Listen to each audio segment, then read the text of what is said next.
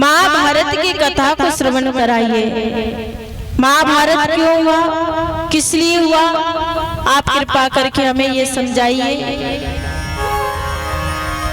तो सूत जी महाराज कहते हैं, राजा ऋषियों, एक बार हस्तिनापुर में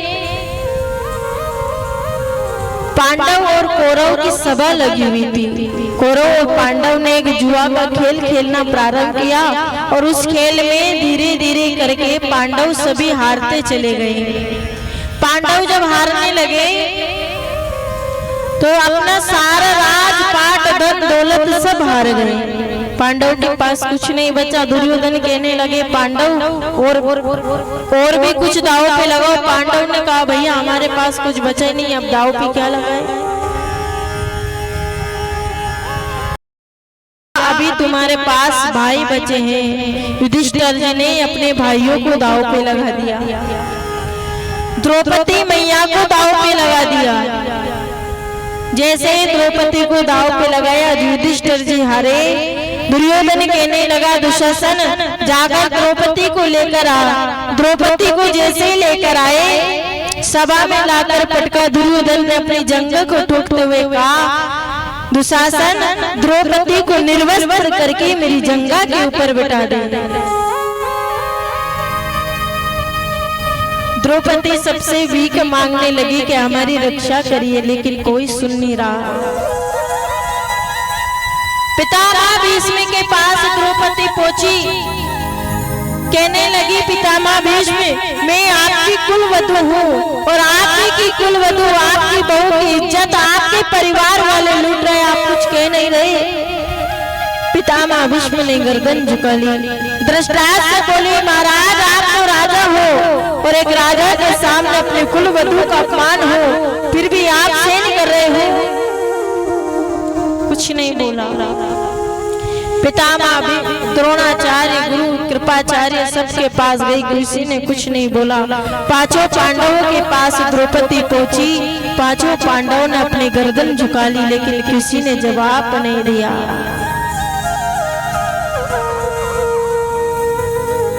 द्रौपदी मन में विचार करने लगी कि मैं क्षत्रिय नारी हूं, अपनी रक्षा स्वयं कर सकती हूँ। अपने हाथों से साड़ी पकड़ ली। दुशासन ने जोर से झटका दिया, द्रौपदी के दोनों हाथ छूट गए। अब द्रौपदी विचार करने लगी, परिवार वाले, संसार वाले मेरी रक्षा नहीं करेंगे। यदि कोई है मेरी रक्षा करने वाला तो मेरा गिरधर गोपाल है और कोई नहीं करेगा। दोनों हाथ ऊपर उठाकर कहने लगी, हे प्रभु, हे दीन दयाल, हे भक्त वत्सल, मेरी रक्षा करिए।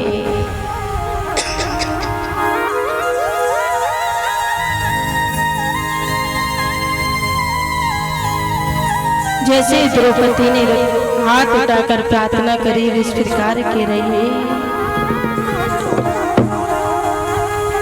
ओ मेरी असवन भीगे साड़ी, आ जाओ कृष्ण मुरारी। मेरी असवन भीगे साड़ी, आ जाओ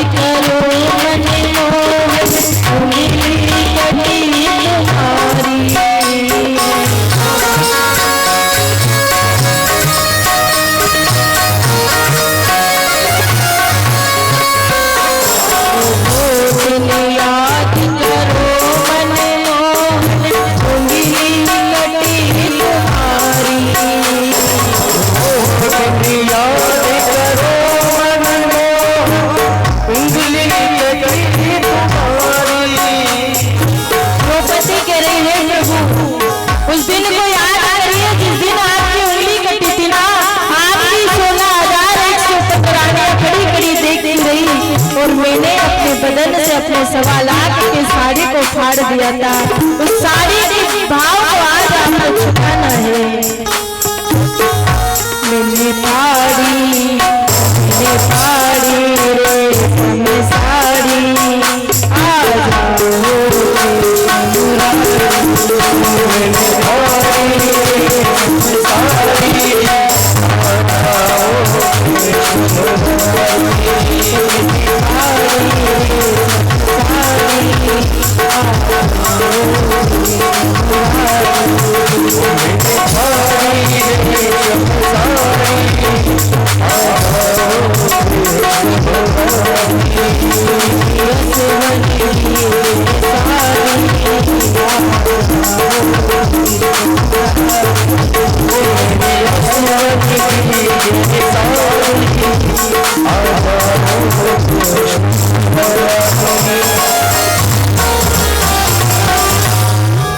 इस प्रकार जब द्रौपदी मैया ने पुकारा तो भगवान द्वारिकाधीश को अधिक समय नहीं लगा। आकर द्वारिकाधीश ने द्रौपदी के चीर को बढ़ाया। जैसे ही द्रौपदी के चीर को बढ़ाया, सारे देखते रह गए और ढेर लग गया साड़ी का। द्रौपदी की भगवान ने रक्षा करी, परमात्मा वहां से चले गए। तत्पश्चात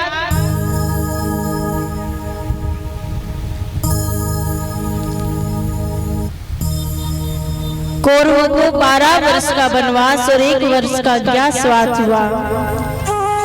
12 वर्ष वनवास की पूर्ण किए, 1 वर्ष अज्ञातवास का भी पूर्ण कर लिया।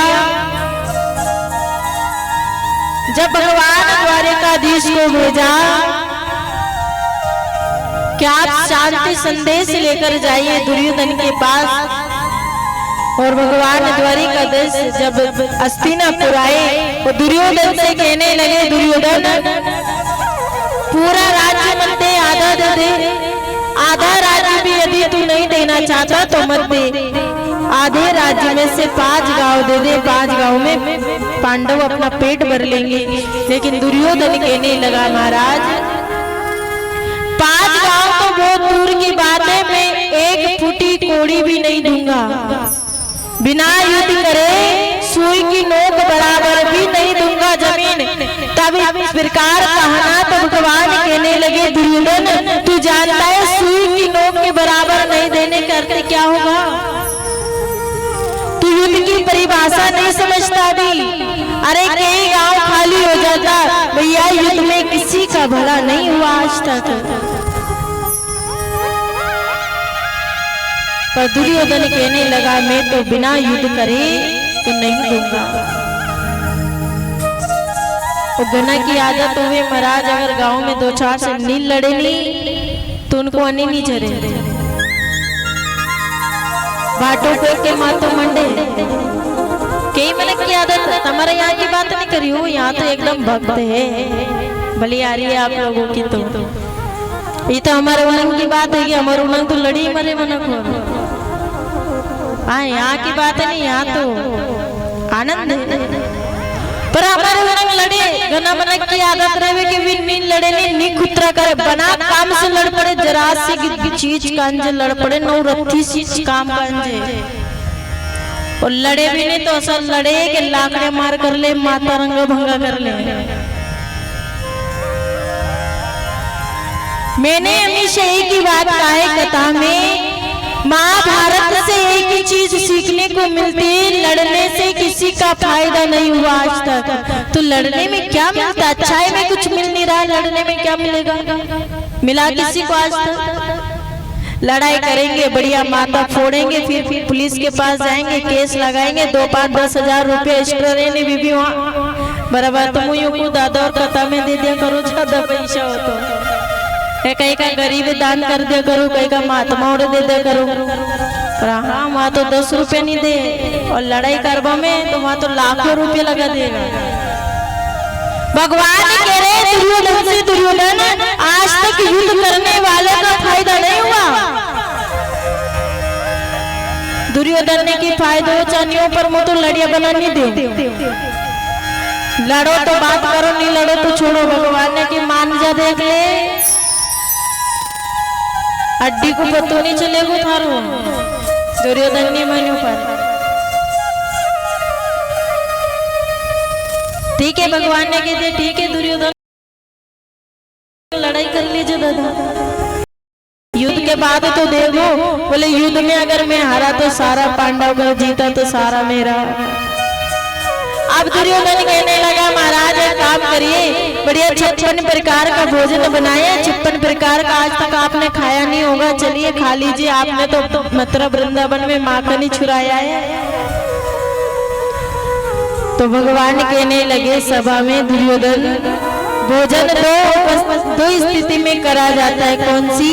एक तो सामने वाले का प्रेम यदि प्रबल होगा तो व्यक्ति भोजन करेगा, और यदि सामने वाले का प्रेम नहीं होगा ना तो व्यक्ति भोजन तो क्या पानी तक नहीं पिएगा। और वैसे भी दुर्योधन तेरे पास प्रेम नहीं, मेरे पास भूख नहीं, भैया तू थारा 56 भोगी थारे पास है। भगवान भरी सभा में कहने लगे दुर्योधन आज का मेरा निमंत्रण है ना विदुर काका के घर हुआ है, मैं तो विदुर जी के घर भोजन करने जाऊंगा।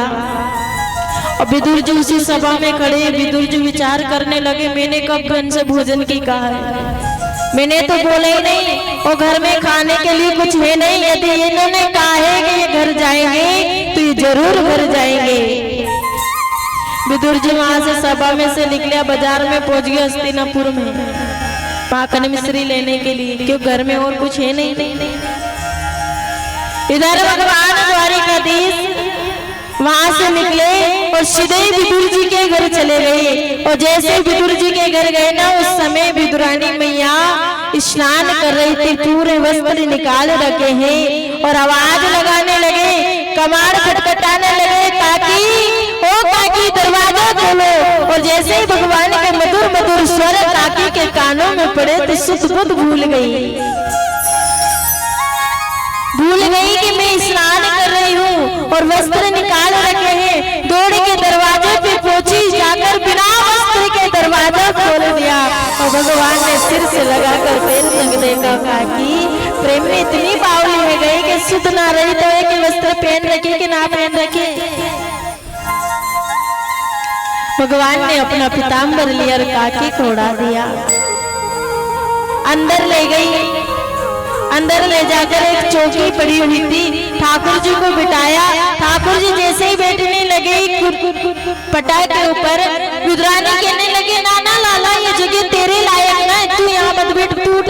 भगवान फिर उठ जाते हैं, फिर दूसरे जगह पटकती है, फिर ठाकुर जी बैठने लगते हैं, काकी फिर उठा देती, नाना लाला तू यहाँ नहीं बैठोगो, अरे द्वारिकाधीश है भगवान है, ऐसे थोड़ी बैठेगा।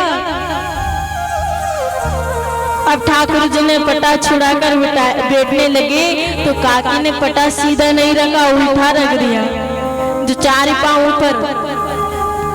अब ठाकुर जी जैसे तैसे उस पर बैठे गए कि काकी तूने तो पटो बड़ो अच्छो लगाओ, देख को तो कोने रंग को टेको भी मिल गए। विदुरानी इतनी प्रेम में बावली है गई कि सुध न रही। कन्हैया बोले काकी मोह को बड़ी जोर से भूख लग रही है, तू कुछ भी दे पर मुझे भोजन करा दे। विदुरानी कहने लगी लाला अभी घर में कुछ है नहीं, तेरे काका आएंगे थोड़ी देर में माखन लेकर तुझे खिला दूंगी, थोड़ी देर बैठ जा। भगवान मचलने लगी, बालकों की तरह भगवान पैर पटकने लगे, रोने लगे, नहीं नहीं काकी मोह को तो अभी चाहिए, अभी चाहिए, अभी चाहिए। विदुरानी कहने लगी लाला केले रखे हैं, तू केले खा लेगा? ठाकुर जी बोले मैं तो सब खा लूंगा, तू तो ले आ।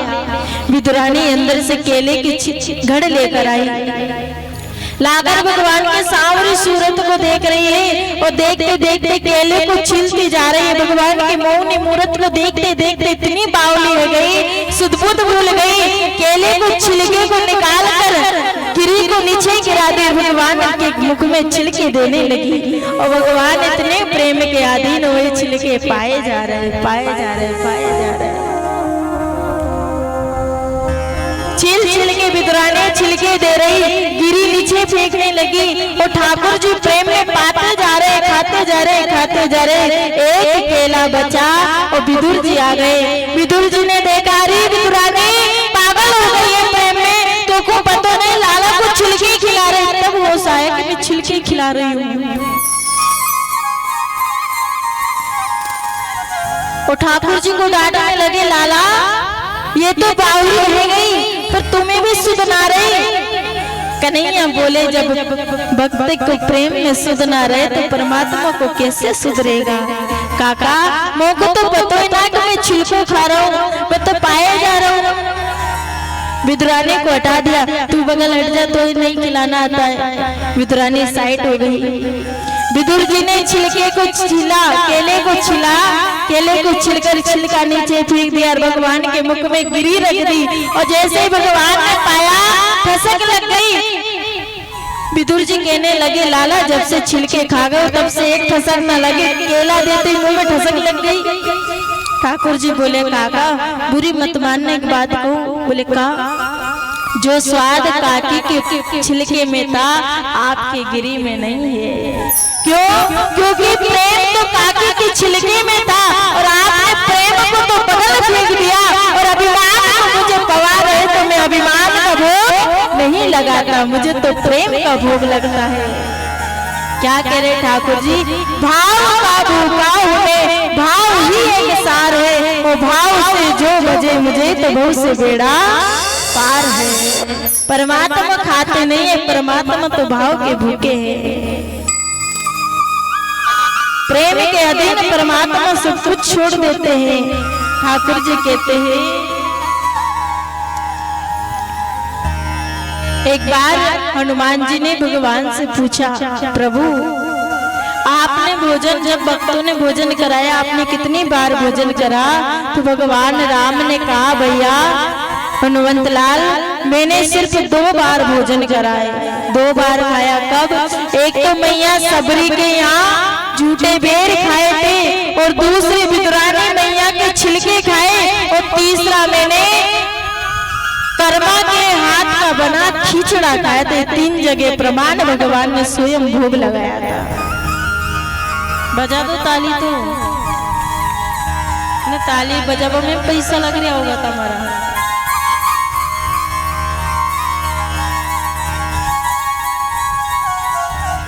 तो परमात्मा किसके अधीन है? प्रेम के अधीन। प्रबल प्रेम के पाले पड़कर प्रभु को नियम बदलते देखा। अपना मान टले टल जाए, भक्त का मान ना टलते देखा। भक्त का मान परमात्मा टलने नहीं देता। बोले बाकी बिहारी लाल की,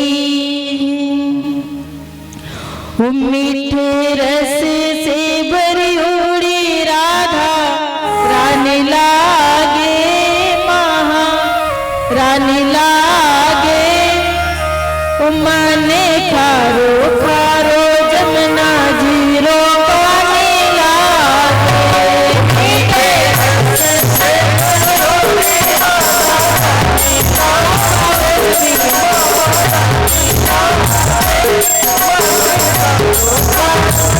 राधा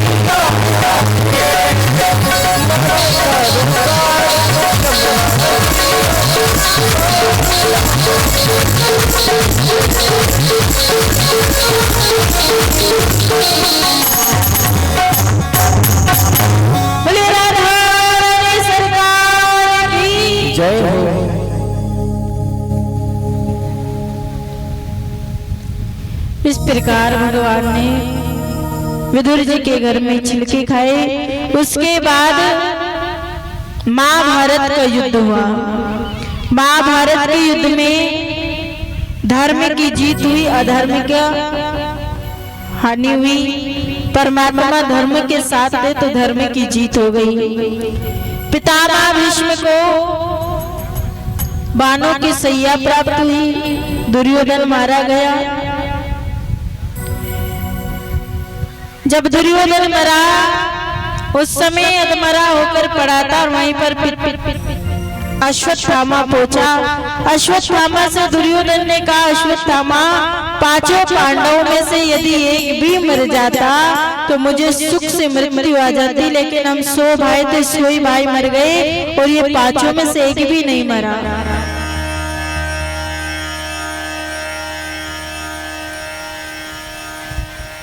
अश्वत्थामा ने कहा तो क्या करा जाए? बोले आप एक काम करिए, पांचों भाई में में से किसी एक भाई की भी मौत कर दीजिए। अश्वत्थामा गया।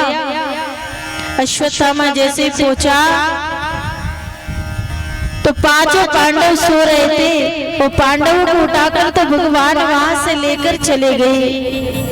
पांडवों से भगवान ने कहा, पांडव क्या तुम्हें नींद आ रही है? तो भगवान से पांडव ने कहा, प्रभु जिसकी रक्षा करने वाले आप स्वयं हो उसे तो नींद आएगी है, हम क्यों चिंता करें?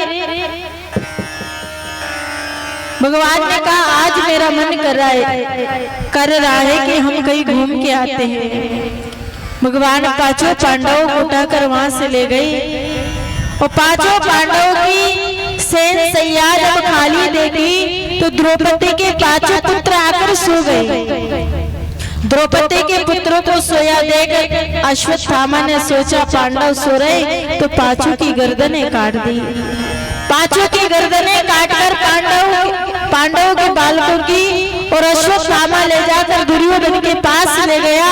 और दुर्योधन ने जैसे ही देखा कि पांचों पांडव मारे हुए हैं,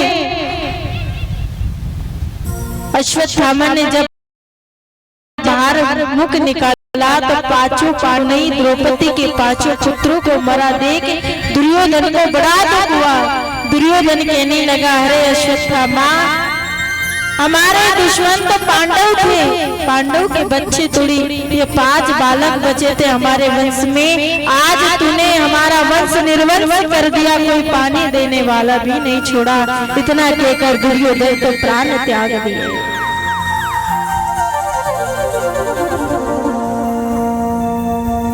अब जैसे द्रौपदी को पता चला कि मेरे 5 बालक मारे गए तो द्रौपदी जोर जोर से रुदन करने लगी। भीम एक दरी एक उठाए। अर्जुन ने कहा, द्रौपदी चिंता मत करो, जिन्होंने आपके बालक को मारा मैं उसे जिंदा नहीं छोड़ूंगा। भगवान द्वारिकाधीश के साथ में गए। ठाकुर जी रथ चला रहे हैं।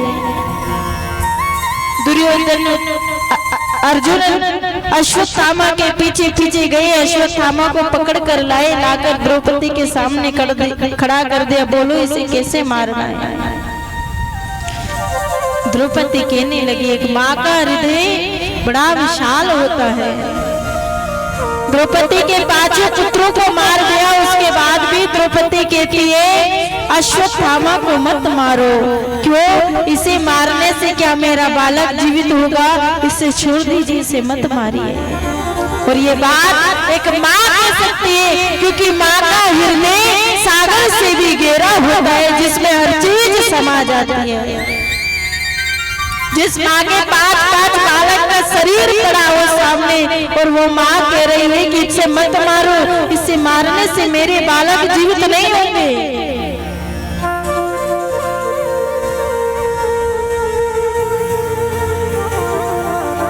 द्रौपदी की बात को सुन के अर्जुन ने धनुष नीचे कर लिया।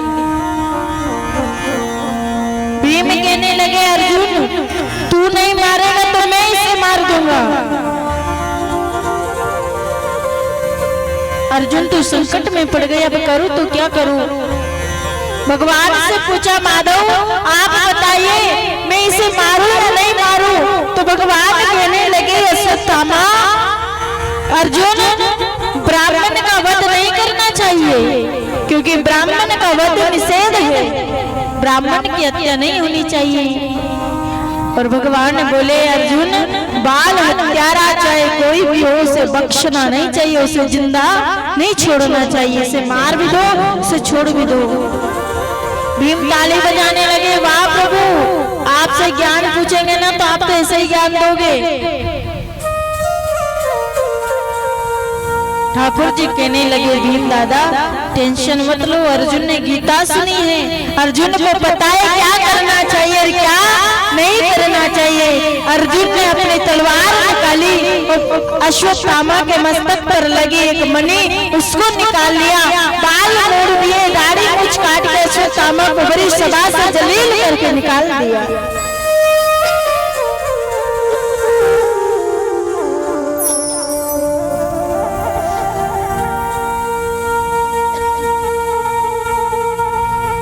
जैसे ही अश्वत्थामा को निकाला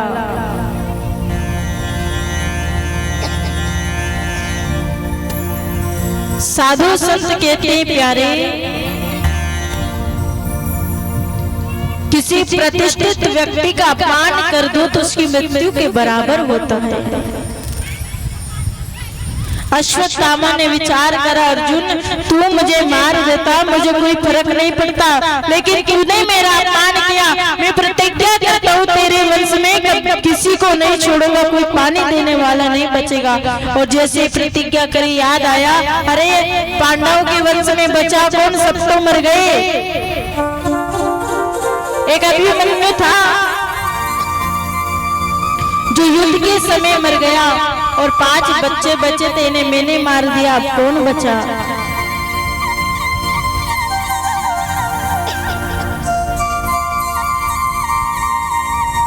फिर याद आया, अभिमन्यु की मृत्यु के समय उत्तरा गर्भ से थी, अभिमन्यु की पत्नी गर्भ से थी, और वो बालक तो पता ऐसा लग रहा है कि वो बालक जन्म लेने वाला है।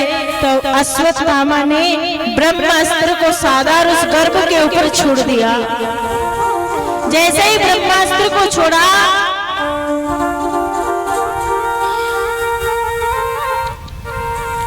ब्रह्मास्त्र को लगते ही उत्तरा के गर्भ में दर्द होने लगा।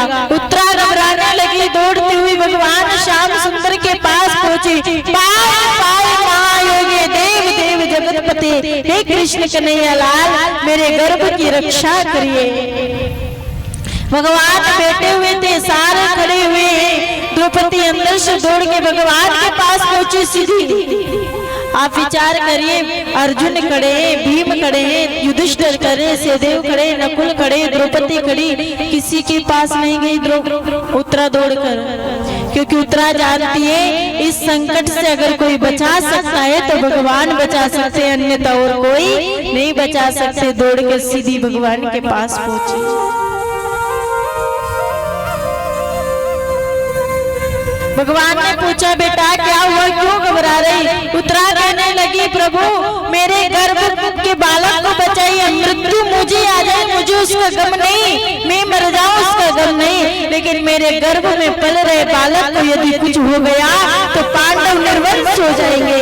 भगवान ने की, बेटा टेंशन मत ले, अभी कुछ करता हूँ। एक रूप से भगवान द्वारिकाधीश बाहर खड़े रह गए, दूसरे रूप से उत्तरा के गर्भ में जाकर भगवान ने अपना शीतल स्वरूप को बढ़ाया और ब्रह्मास्त्र के तेज को वहीं समाप्त कर दिया। गर्भ में पड़े हुए बालक ने देखा भगवान चतुर्भुज रूप में आए हैं, दर्शन कर लिया। आज पहली बार भगवान किसी माँ के गर्भ में गए, इतनी बार भगवान आए लेकिन सब में प्रकट हुए हैं। आज पहली बार भगवान भक्त के लिए गर्भ में चले गए, जहाँ पर बताया गया कितना सारा मलमूत्र भरा रहता है।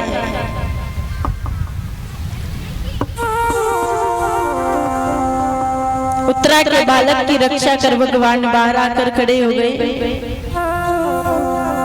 द्वारिकाधीश खड़े, कुंती मैया कहती, वाह प्रभु, आज आपने मेरे बालक की रक्षा करके मेरे वंश को बचा लिया। कुंती मैया कहती, प्रभु जाको राके साया, मार सके न कोई, बाल न बाका कर सके जो जगबेरी हुई। यदि भगवान पे भरोसा है तो भगवान हर पल हमारी रक्षा करता है, वो परमात्मा पे भरोसा नहीं है तो नहीं करेगा। विश्वास होना चाहिए प्रभु के ऊपर कि कोई शक्ति है जो हमारा बाल विवाह नहीं होने देगी। उत्तरा के गर्भ की रक्षा करी। जब उत्तरा के गर्भ की रक्षा होगी तो भगवान ने पितामह भीष्म बानों की सैया पर पड़े हुए थे, वहां गए, 5 पांडवों को ले जाकर पितामह भीष्म के पास पहुंचे। 5 पांडवों ने प्रणाम किया। अर्जुन से पितामह भीष्म बोले, अर्जुन अकेले आए हो या आपके साथ वो आपका टेढ़ी टांग वाला भी आया है। अर्जुन बोले, पितामह वो टेढ़ी टांग वाला भी आया, कहाँ है? बोले पीछे खड़ा है। पितामह भीष्म कहते हैं, हर बार आगे खड़े रहते हो, आज पीछे खड़े हो, आकर एक बार दर्शन तो दे दीजिए। भगवान मुरली मनोहर लाल जैसे ही सामने गए, पितामह भीष्म देखकर प्रसन्न हो गए। कई प्रकार के उपदेश पितामह ने करे। उसके बाद पितामह भगवान से बोले, प्रभु जब तक मैं अपने प्राण नहीं त्यागूं, आप मेरे सामने खड़े रहना।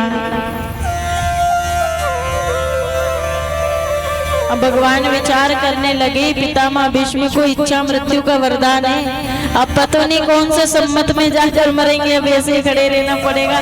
तो भगवान मुंह लटका के खड़े हो गए।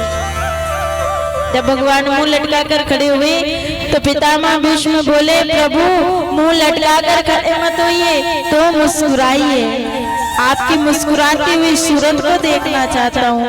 भगवान ने की मुस्कुराने की बात करे, आपको इच्छा मृत्यु का वरदान, आप कौन से समय मरेंगे, कौन से साल मरेंगे, इसका कोई ठिकाना नहीं, रात करे मुस्कुराओ। पितामह भीष्म कहते, प्रभु ज्यादा समय नहीं लूंगा, बस थोड़ी समय में आपको यहाँ खड़े रहना है। वो पितामह भीष्म ने भगवान की स्तुति करी और अपने प्राणों करने लगे। इस प्रकार के रहे हैं। बोले गोपाल कृष्ण भगवान की जय। इतना तो करना स्वामी, हम और आप सबको भी परमात्मा से इतनी प्रार्थना करनी है, प्रभु चाहे जीवन भर आप मत आना, जीवन में कभी दर्शन मत देना, लेकिन हे नाथ एक बार मृत्यु के समय जरूर आकर आप हमें दर्शन दीजिए, एक बार आइए।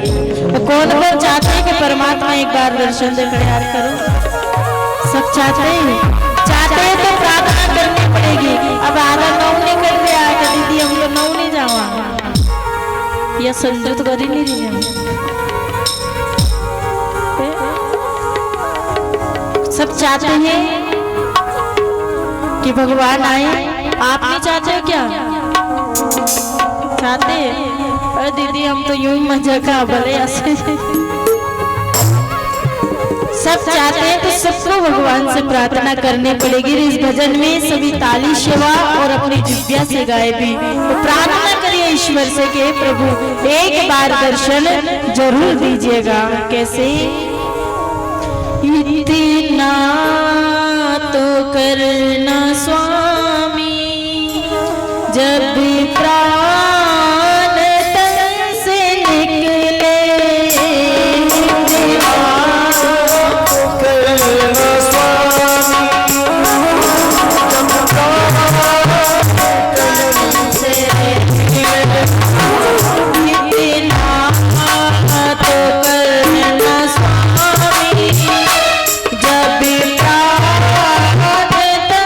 से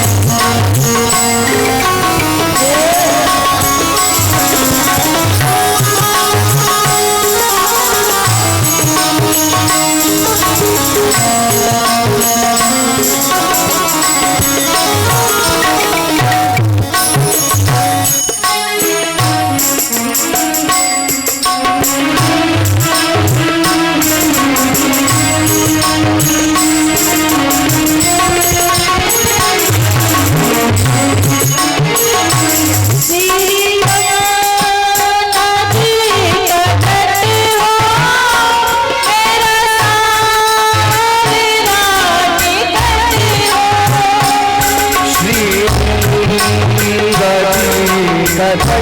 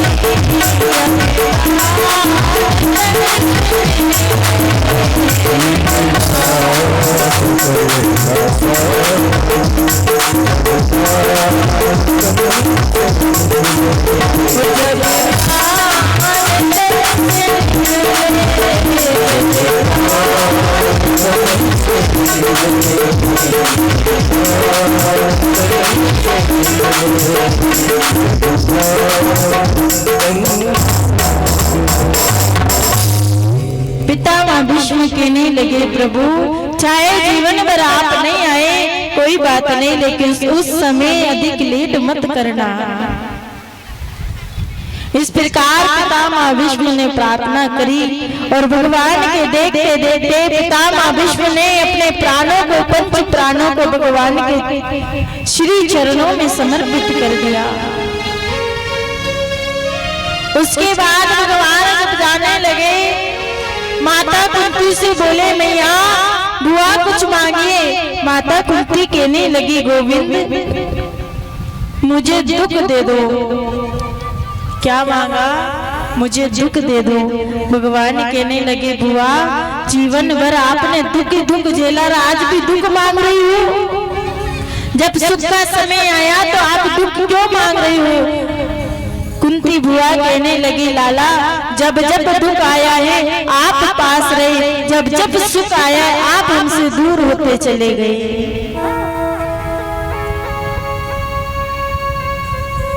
कुंती बुआ कहती है सुख के माथे सिल पड़े जो हरि हृदय से जाए। सुख के माथे सिल पड़े जो हरि हृदय से जाए, और बलहारी व दुख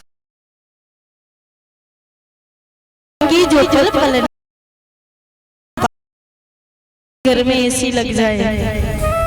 पर सोचेगा आपके घर में एसी लगी हो, बढ़िया मखमल के गद्दे बिछे हो और बढ़िया गाड़ी घोड़ा सब हो आपके घर में, आपसे कह दो लो चलो 4 घंटा कथा सुनांगे घर में, तुम बाहर हिटेगा? आओगे कहीं? नहीं आओगे। क्यों? कौन जाए सुख छोड़कर दुखी हो गया? यहाँ तावड़ा में बलबा कौन है? नहीं आते। लेकिन आप यहाँ बैठे हो, इतनी धूप में बैठे हो, इतने पसीने में लथपथ हो रहे हो, उसके बाद भी आप यहाँ बैठे हो। क्यों? क्योंकि मखमल के गद्दे पे वो सुख नहीं जो स्टार्ट पट्टी पे मिल रहा होगा। थोड़ी जोर से बजा दो।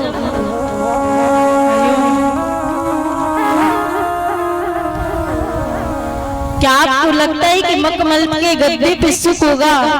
आपको लगता है कि एसी वाले कमरे में बैठकर दिन भर ऐश करे वहाँ सुख होगा?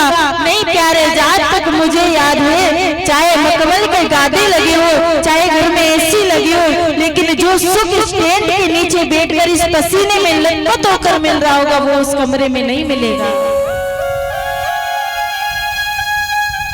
यहाँ क्या है? या सुख नहीं या आनंद मिल रहा है, और व्यक्ति हर जीव यही चाहता है कि उसके जीवन में आनंद हो, और आनंद को चाहिए तो परमात्मा के पास तो आना पड़ेगा। आज आनंद है कल परमानंद होगा, आज आनंद है कल परमानंद होगा। क्यों? क्योंकि जब कथा पूर्ण हो जाएगी उसके बाद में मन में भाव बनेगा हम कैसे कथा सुनते थे, कैसी कैसी बातें कथा में निकलती थी, उसे सोच सोच के जब चेहरे पे प्रसन्नता आएगी वो आनंद परमानंद बन जाएगा।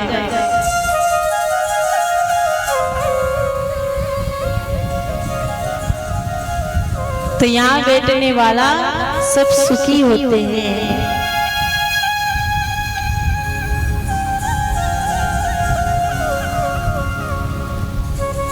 एक गांव में एक पुजारी था, उनके कोई छोरा छोरी नहीं है, बढ़िया नारोगा 2 जना, मजा का नारोगा रहता है। पुजारन माने काओ पुजारी जी रोज बाजार में जाओ, पर कई कई तो लिया करो खावा पीवा को। पुजारी जी के छोरा छोरी होता तो उनके वजह से कहीं न कहीं ले रहा था, पर अभी भी नहीं, भगवान की कृपा से तो कहीं लेके आऊं। पुजारन माने की तो कहीं हम खावा ही नहीं, छोरा छोरी लिए तो नहीं सही पर कहीं तो लेकर आया करो। तो पुजारी जी एक दिन बाजार गया। अब बाजार गया नहीं तो पुजारी जी मोतीचूर का लड्डू लाया 250 ग्राम। कितना? 250 ग्राम। अब 250 ग्राम छोटे छोटे लड्डू होंगे तो लड्डू 5 आए। लाकर पुजारन माँ को दे दिया शाम को कि बोले भोजन बना लो फिर साथ में खाएंगे 2 ही। पुजारन माँ ने की ठीक है भोजन बना लिया, बढ़िया। अब भोजन बना के रख दिया, पुजारी जी आए, बोले भी लड्डू भी लिया साथ में, अब खा लेंगे, बढ़िया। पुजारन माँ ने रख दिया, जैसे लड्डू छोड़ा महाराज तो लड्डू निकले 5। तो पुजारन माँ ने की देखो लड्डू 5 खाने वाले 2, तो एक काम करो 2 आप खा लो 3 में खा लो। पुजारी जी ने की नहीं, लेके मैं लेके मुंह आयो नहीं तो मुँह तो 3 खाऊंगा ना तू 2 खा। पुजारन माँ बोली कि मुँह अतरादन से कह रही थी जब तो तुम लेके आया, अब मैं तो 3 ही खाऊंगा 2 ही खाओ। पुजारी जी ने की एक काम करे लड़े मत भवानी, शर्त रखा, बोली कहीं कि जो पहला बोलेगा वो 2 लड्डू खाओगे, जो बाद में बोलेगा वो 3। शर्त लगी। रात की 12 बज गई, बीच में भोजन धरियो, बीच में लड्डू धरियो ना, 2 जना बोले नहीं न उन्हें बोले दो, इन्हें एक अनंगड़क दो ननंगड़क दो दनु गयो वहीं बैठे हो गया पाची पर नौ नहीं बोल रहे, 2 लड्डू अड़ी देख रहे बोले वो दन बीट गयो ने, रात होगी ना फिर वहीं गड़ गया, 3 दिन बीत गए, 3 दिन में 9 लस्त हो गया, मरबा जैसा हो गया, पड़ गया वहीं बेहोश होके। गाँव वाला ने विचार करे कि मर तो नहीं गया बलिया, 3 दिन से दिख नहीं रहा, फाटक भी भीतर से बंद, खा पराठा के देखे नहीं तो 2 ही गड़क रहा बगल में। गाँव वाला ने विचार करी कि भोजन धरियो लड्डू धरियो, ऐसा लगे कि कहीं जेर वेर खा के न पट गया। उन्हें विचार करिए काम करो ने ले छिलो, अब अपन के और कोई ये नहीं आगे पाछे अपन ले छिलो, नसर नहीं बनाई तो पट पुजारी से सोच रही है बोल उठेगी, पुजारी सोच रही ये बोल उठेगा, 2 नहीं बोले मसार में ले गया, उन्हें सेला पे स्वाड़ दो, आग लगभग लगे नहीं, उन्हें की लाओ आग, बोले जब वाला भी धनी 5 का 5 ही, 4 कंधे पे एक बस्ती लेके आ गए, लगा लगे नहीं आग होने की, लाओ आग को पुलो, और जैसे आग लगाने लगे नहीं, पुजारी ने सोची कि लड्डू का चक्कर में थोड़ी देर में फूक देगा बच्चों ने की, बवने 3 तो खा ले, 2 खा लो। अन्य सोची कि बन गया भूत, आगे तो गाँव वाला और पाछी धूमर का नाम तड़ा, गाँव पहुंच गया। बोले गोपाल कृष्ण भगवान की हुआ कहीं रे नोरे, माया का लोभी एक दिन जानो रे, या कहीं रे नोरे, हुआ कहीं रे नोरे,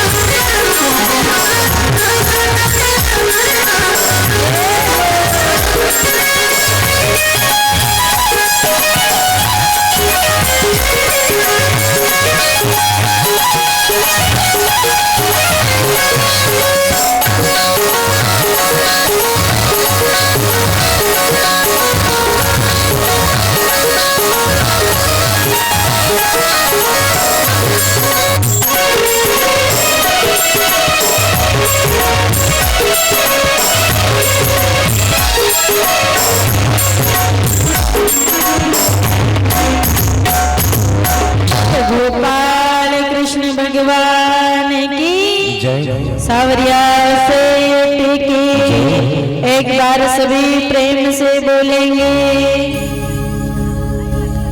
उसके बाद में भगवान द्वारिकाधीश गए और परीक्षित का जन्म हुआ।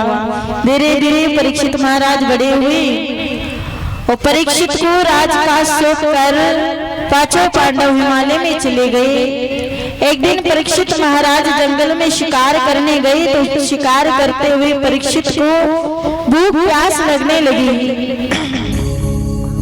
जब परीक्षित को भूख प्यास सताने लगी तो परीक्षित शमीक ऋषि के आश्रम में पहुंचे।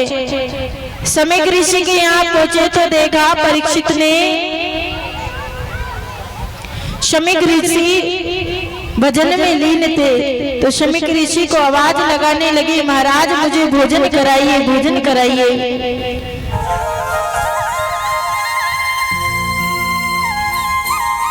परीक्षित ने एक मरा हुआ सर्प उठाकर शमीक ऋषि के गले में डाल दिया। वो घर आने लगे। जब घर आए तो रास्ते में देखा एक काला कलूटा पुरुष एक गाय को और एक बैल को पीट रहा है। गाय और बैल आपस में रो रहे हैं। परीक्षित ने देखा मेरे राज्य में गाय को मारने वाला अत्याचारी है। तलवार लेकर जैसे दौड़े तो परीक्षित चरण में गिर गया, महाराज मेरी रक्षा करिए। परीक्षित महाराज ने पूछा आप कौन हो? उस पुरुष ने कहा महाराज मेरा नाम कलयुग है। परीक्षित ने कहा तुम कलयुग हो चाहे कोई भी युग हो, मेरे राज्य से चले जाओ, मेरे राज्य में ये सब नहीं होगा। कलयुग कहने लगे महाराज हम चार भाई हैं, सतयुग, त्रेतायुग, द्वापर और कलयुग, तीनों युग बीत गए। अब मेरा टाइम है तो मेरे राज्य में तो ये सब कुछ होगा। परीक्षित महाराज ने बोला तेरे राज्य में होगा लेकिन मेरे में नहीं, निकल जाए यहाँ से। कलयुग कहने लगा प्रभु मेरे अंदर एक गुण है। क्या? वैसे तो मेरे अंदर अवगुणों की खान है लेकिन मेरे अंदर एक गुण ऐसा है उसे आप सुन लीजिए। बोले क्या? मेरे अंदर गुण है कि व्यक्ति चलता फिरता भी यदि भगवान का नाम ले लेगा तो उसका मोक्ष हो जाएगा। परीक्षित महाराज को यह बात बड़ी प्रिय लगी कि चलते फिरते कलयुग में नाम लेने से मोक्ष होगा तो ये बढ़िया है। क्यों? आने वाले युग में कोई भजन करने वाला नहीं होगा, कोई ब्रह्मानंदी नहीं होगा, कोई पूजन पाठ करने वाला नहीं होगा, लेकिन चलते फिरते भी यदि भगवान का नाम जप कर लेगा तो उसका मोक्ष हो जाएगा।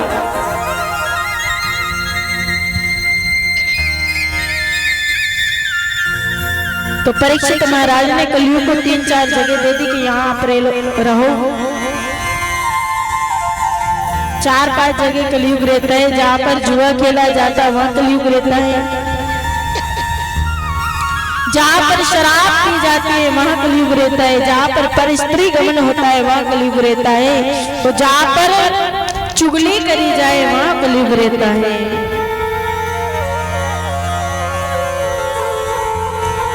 परीक्षित से कलयुग बोला महाराज सारी जगह सकल देखी दे दी, मान रहा हूं कि मेरी सकल बेकार है लेकिन प्रभु एक गुण मेरे अंदर बहुत अच्छा है, एक तो डंकी जगह दे देता। तो परीक्षित महाराज ने कह दिया जाओ आज से तुम्हारा सोने में वास होगा। तो कलयुग का सोने में वास हो गया।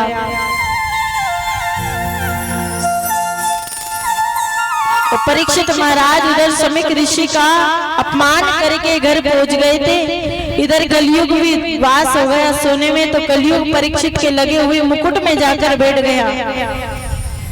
परीक्षित घर चले गए। शमीक ऋषि के पुत्र श्रृंगी ऋषि को जब सारा बात का पता चला कि राजा ने मेरे पिता के गले में मरा हुआ सर्प डाला, तो नदी में स्नान कर रहे थे वहीं से जल लिया और श्राप दे दिया जिस राजा ने मेरे पिता के गले में मरा हुआ सर्प डाला है उस राजा की आज से 7वें दिन इसी सर्प का वंश आके तक्षक उसे डस लेगा, मृत्यु हो जाएगी। श्राप इस बात का पता जब समीक ऋषि को चला तो उनको बड़ा दुख हुआ, अपने पुत्र को डांटने लगे। लेकिन समीक ऋषि ने एक दूत को भेजा और जाकर कह दिया, महाराज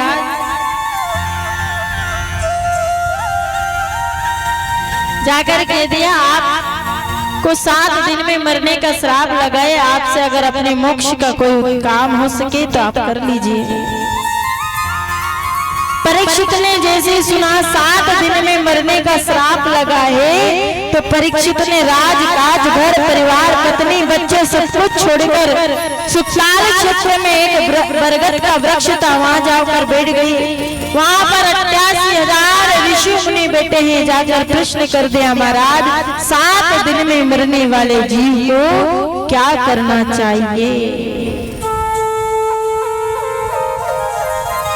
और यहाँ 9 मसान बांटना ने तो भी घर नहीं छूट रही हो धनी ओर से, घर नहीं छोड़े। परीक्षित ने सब कुछ छोड़ दिया, बेटे हैं। तभी सुखदेव महाराज का आगमन हुआ।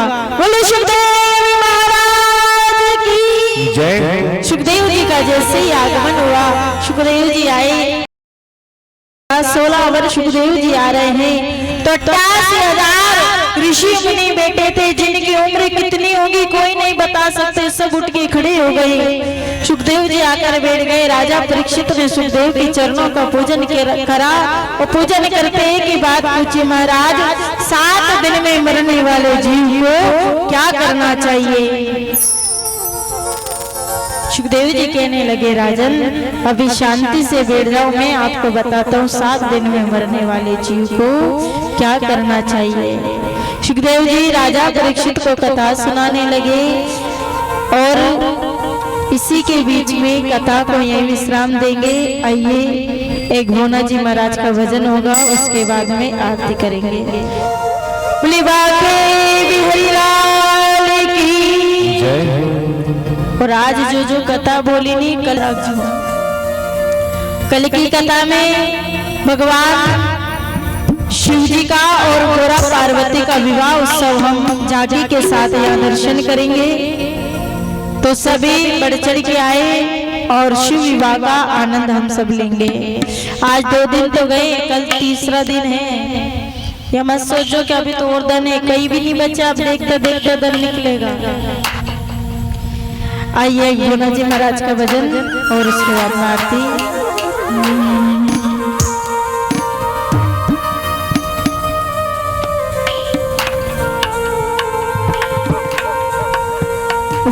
नाच रे भोना जी थारी रान के बाजार,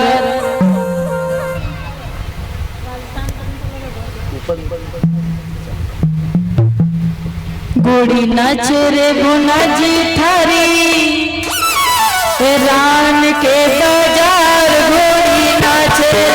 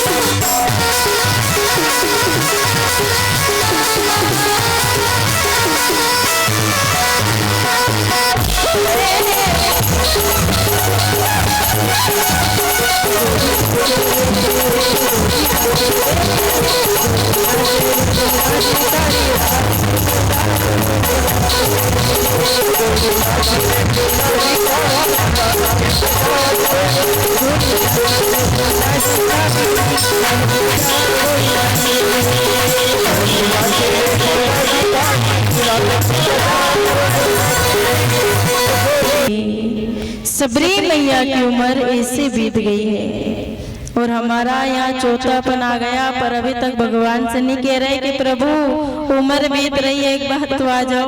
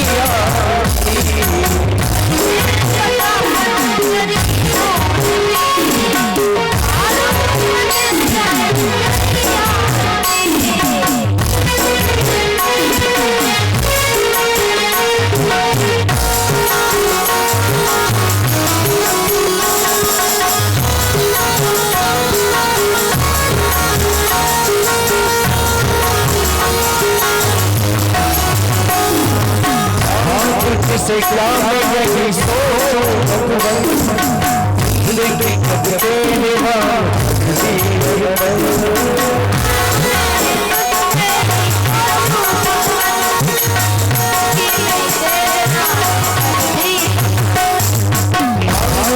से क्या मैं यही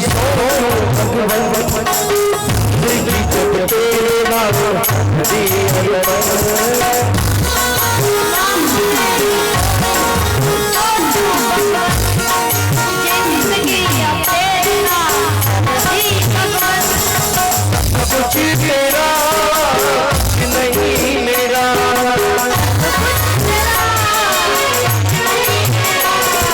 सब कुछ तेरा नहीं